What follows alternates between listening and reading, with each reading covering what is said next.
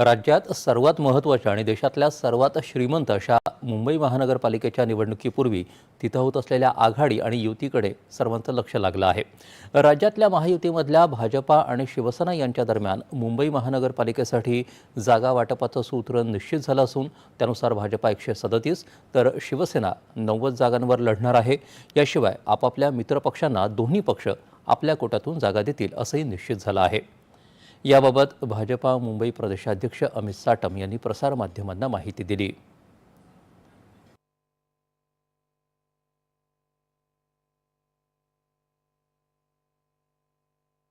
Bharatiya Janata party 137 जागा 137 आणि शिवसेना ही 90 जागा 90 अशा जागांचं वाटप हे झालेलं आहे।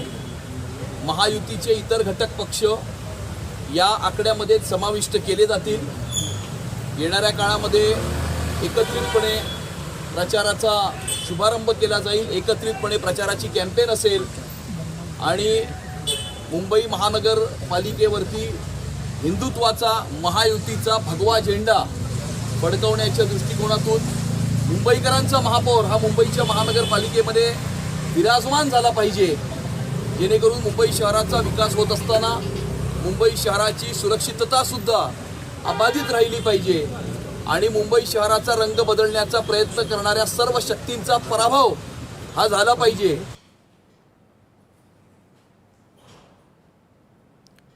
समाजवादी पक्षानेही मुंबई महापालिकेसाठी पक्षाच्या 29 उमेदवारांची चौथी यादी आज प्रसिद्ध केली।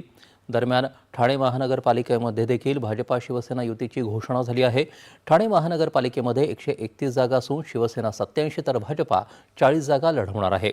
मुंब्रा विकास आघाडीला 4 जागा देण्यात आल्या आहेत। मुंबई महानगरपालिका